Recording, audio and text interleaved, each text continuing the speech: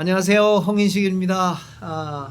전에 끝나고 이제 오늘부터 한 몇 주간에 걸쳐서 몇 번에 걸쳐서 새로운 내용의 강의를 한번 같이 여러분과 나누려고 합니다.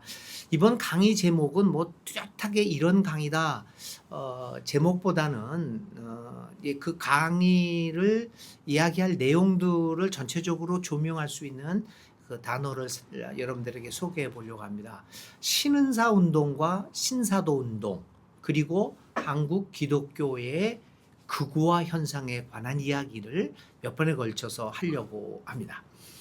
신은사 운동 그리고 신사도 운동에 대해서 많이 알고 있을 거라고 생각하는데, 이 운동에 대한 신학적 성찰을 통하여 한국 교회가 어떤 목회 현장에서 어떤 영향을 받았는가를 한번 살펴봄으로써 목회 현장에서 균형 잡힌 사역을 하도록 돕는다는 데 이 목적이 있고요.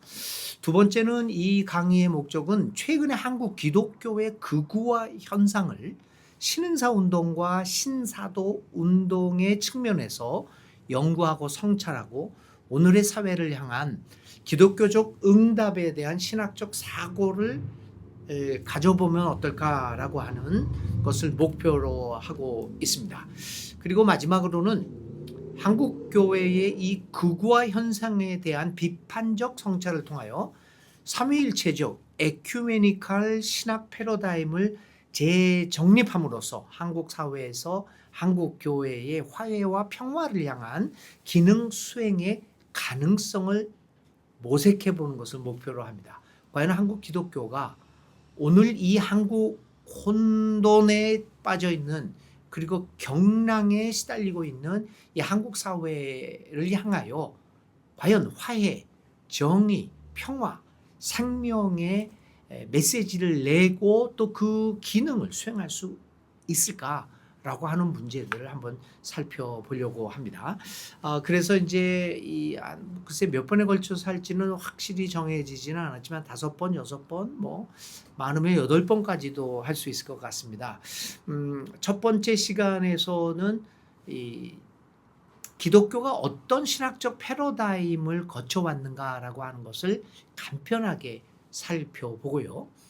그 패러다임의 전환의 역사 속에서 어떻게 해서 20세기 초기에 오순절 운동이 이제 발생하게 되었고, 그 오순절 운동 이후에 은사 운동, 캐리스마틱 무브먼트, 그다음에 신은사 운동, 영적 전쟁, 그리고 이제 마지막으로 신사도적 운동이 어떻게 일어나게 되는가라고 하는 것을 살펴보려고 합니다. 그러니까 오순절 운동의 특징, 은사 운동의 특징, 신은사 운동, 그리고 신사도 운동의 문제들, 그러한 배경들을 설명을 하려고 합니다. 그리고 신은사 운동이나 신사도 이 운동이 어떤 선교적 모델을 가지고 있는가라고 하는 것들을 살펴보려고 합니다. 그리고 이 신은사 운동과 신사도 운동이 한국 대형 교회의 상업화 현상을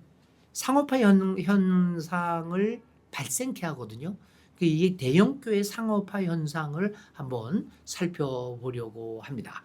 그리고 상업화 현상과 맞물려서 이 신사도 개혁 운동이 특별히 권력 지향, 성공 지향적 성격을 보이고 있는데, 그것이 어떻게 한국 기독교와 연결돼서 이 정광훈이나 뭐 손연보 같은 또 여러 이 성공 지향적, 권력 지향적인 교회 지도자들을 만들어냈고, 이 교회가 그런 쪽으로 치우쳐지게 되었는가라고 하는 것들에 대한 비판적 성찰을 해보려고 합니다.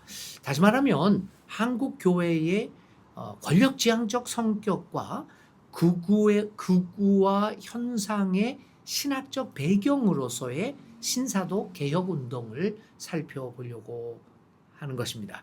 이를 통해서 과연 우리 한국 사회에서 한국 교회가 희망이 있을까라고 하는 것들을 우리 서로 함께 의논하고 성찰하는 시간을 가졌으면 좋겠습니다.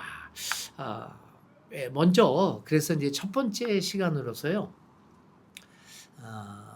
계몽주의 이후에 뭐 계몽주의 이전에 그러니까 기독교 신학이 어떤 이 패러다임의 전환을 겪어왔는가를 이제 초대교회부터 시작해서 포스트 모던 그리고 지금 이제 생태 시대 그리고 신유물론 시대까지 어떤 신학적 패러다임이 변천사를 가져왔는가를 아주 짧게 한번 살펴보려고 합니다. 기독교 신앙은 역사적입니다. 그건 이미 다 알고 있는 이야기죠. 기독교 신앙이 역사적이다라고 말하는 이유는 이거 아닙니까? 신앙은 그 신앙이 살고 있는 역사 시대의 정신에 의해서 규정되고 그 시대적 상황에 응답하면서 시대에 따라서 서로 다른 양상을 보여왔다는 것을 의미합니다. 뭐 사실 그건 뭐 기독교뿐입니까? 기독교를 비롯한 그 어떤 종교도 역사와 무관할 수는 없습니다. 역사와 종교는 서로의 상호 관계를 통하여 서로에게 영향을 주면서 그 모습에 다양함을 더해 왔습니다.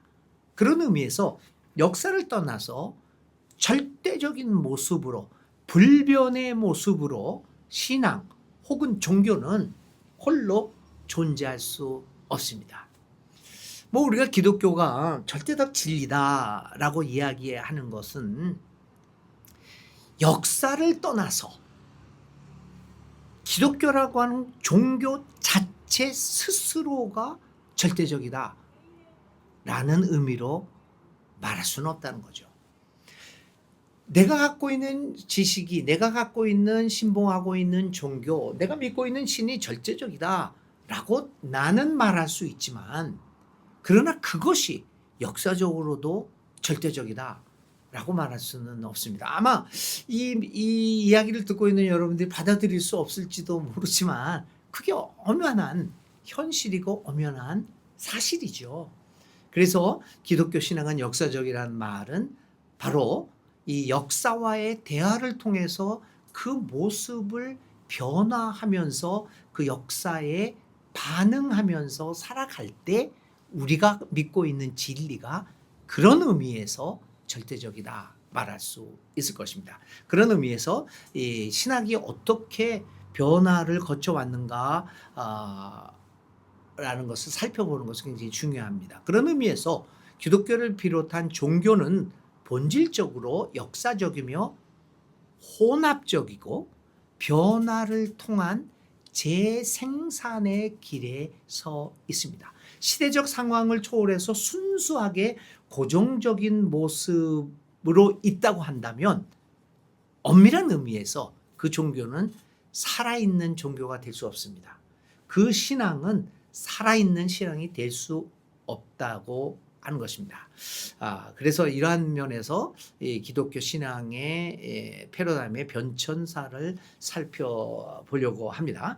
한스 퀸이 1989년도에 낸 책 중에서 Paradigm Change in Theology라는 책이 있어요. 이게 1989년도 작품인데요. 한국말로는 2006년도에 크리스천 헤럴드에서 출판을 했는데 그리스도교의 위대한 사상가들이라는 이름으로 나왔습니다. Paradigm Change in Theology. 사실은 신학의 패러다임의 변천사 이렇게 말씀드릴 수 있죠. 한스 퀸은 몇 가지로 이 기독교 신앙의 패러다임이 변천되어 왔다 이렇게 얘기해요. 첫 번째는 종말론적 초대교회의 패러다임. 그것을 지나가면서 그 종말론적 초대교회의 패러다임이 변천을 하면서 두 번째 나타난 패러다임을 교부 시대의 헬레니즘적 패러다임이라고 이야기를 합니다.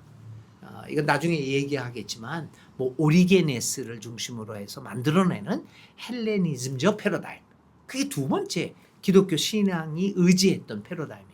근데 그것이 이제 로마 시대로 들어오면서 중세 시대가 시작되고 로마가 기독교를 받아들이고 공식화하고 그리고 국교로 삼게 되면서 이제 세 번째 패러다임이 나오는데 그것을 우리는 중세 로마 카톨릭 패러다임이라고 얘기를 드릴 수 있어요. 또 다른 말로 하면 한스 킹도 거기서 얘기하지만 저는 그것을 헬레니즘적 패러다임에서 라틴 패러다임으로 바뀌었다라고 저는 그렇게 설명을 합니다. 하여튼 중세 로마 카톨릭 패러다임이라고 한스킹은 얘기합니다. 그 네 번째 패러다임은 종교 개혁 개신교 패러다임. 이렇게 패러다임이 변전함에 따라서 신학의 내용도 달라지게 되는 거죠. 종교개혁 개신교 패러다임 이후에 나타나는 것이 바로 계몽주의적 근대 패러다임이라고. 데카르트 이후 그 전에도 좀 그런 기미가 보였지만 특별히 르네 데카르트의 이 주객 도시 분리 도시 그 이후에 나타나는 과학주의라든지 이런 것에 의해서 신학도 영향을 받으면서 다른 모습으로 이제 나타나죠. 그걸 계몽주의적 근대 패러다임이라고 얘기합니다. 여섯 번째, 한스퀴는 여기까지 얘기합니다.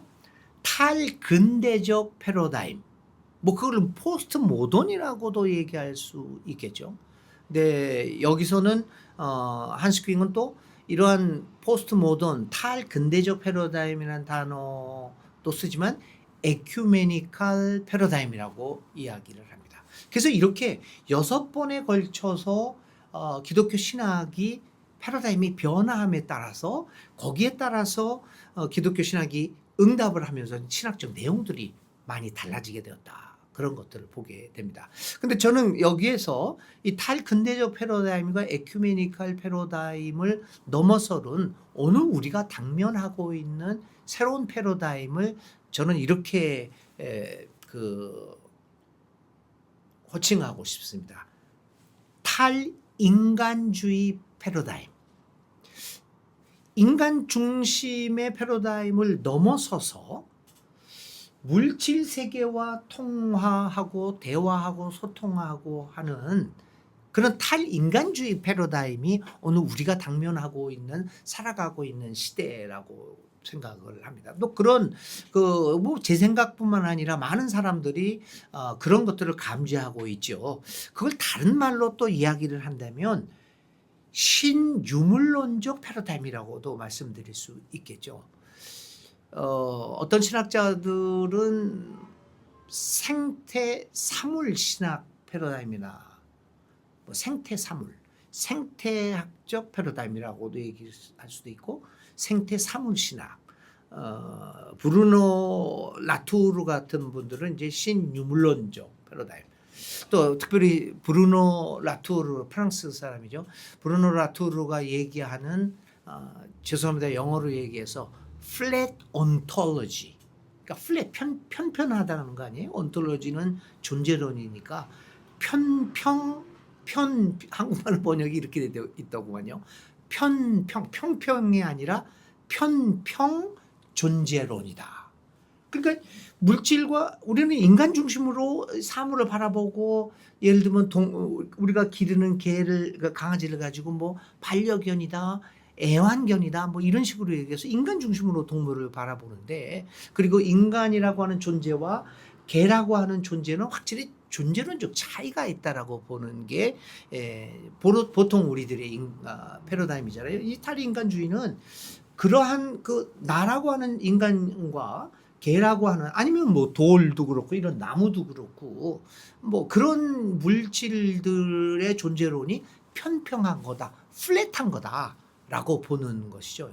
이제 그게 우리가 살고 있는 탈인간주의 포스트 휴머니즘이라고 말했는데 그것보다는 오히려 편편 존재론적 패러다임, 신유물론적 패러다임이라고 저는 그렇게 해서 7개의 패러다임을 역사적 구분을 여러분들한테 소개하려고 합니다. 그런 패러다임 속에서 그 패러다임의 그 시대의 정신에 응답하는 신학은 당연히 달라져야 되죠.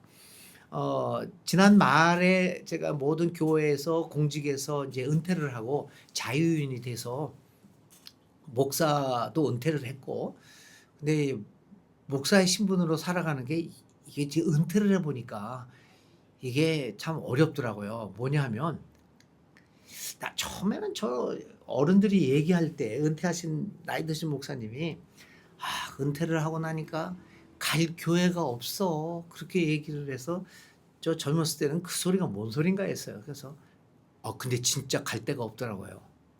이 교회를 가면 이거 뭐 나를 아는 교회를 가면은 또 부담 주는 것 같고, 그래서 뭐 또 전혀 모르는 타교단 교회도 이렇게 찾아가고 그러는데, 또 가면 또 이상하게 늙은이가 오니까 또 뭐 그때 그 교회를 가니까 평생 넥타이 매고 맨날 예쁘게 입고 갔잖아요. 그러니까 은퇴하고도 교회를 가는 날만큼은 예쁘게 입고 가게 돼요. 할 수 없어요. 이게 몸에 평생 배웠으니까. 그렇게 가니까 또 거기 권사님들이 뭐 갑자기 새 사람이 와서 그런지 와 가지고 "어디서 오셨냐?" 이게 또 너무 부담이 되더라고요. 그래서 여기저기 이렇게 다니는데, 다니면서 제가 이 교회 저 교회를 다녔어요. 같은 교회를 2번 3번 이상 나오면 진짜 등록하라고 그럴 것 같아 가지고 이 교회 저 교회 다니고 있고 그러는데요.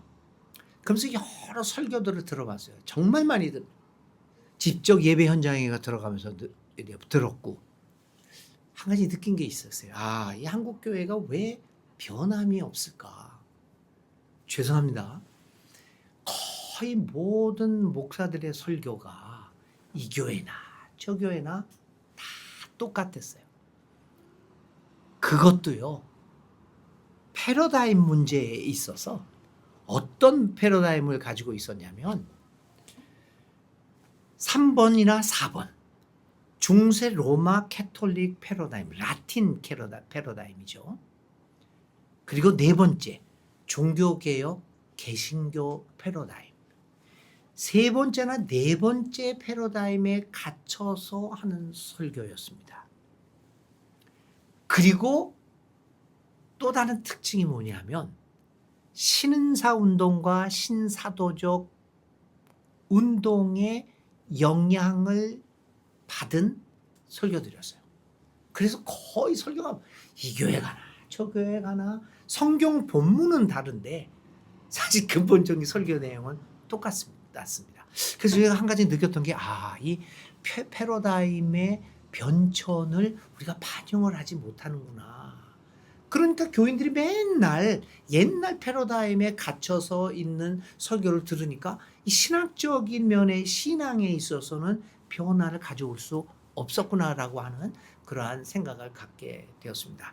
자, 오늘은 그래서 이렇게 7가지 기독교 패러다임, 이 시대의 패러다임을 기독교 신학에서 바라보는 의미에서 7가지를 여러분들 소개를 해드렸습니다. 다음 시간에는 이러한 그 7개의 패러다임 속에서 기독교 신앙이 응답해 왔던 역사들에 대해서 잠깐씩 소개해 드리겠습니다. 첫 번째 강의는 오늘 이것으로 끝마치겠습니다. 또 혹시 여러분들이 이것을 들으시고 여기에 대한 질문들이 있으시면 이 동영상에 댓글 창에다가 질문을 남겨주시면 또 그거를 댓글을 보고 또 거기에 따라서 다음 강의 때 답변을 한번 시도해 보도록 하겠습니다. 반갑습니다. 다음 강의 때 또 뵙겠습니다.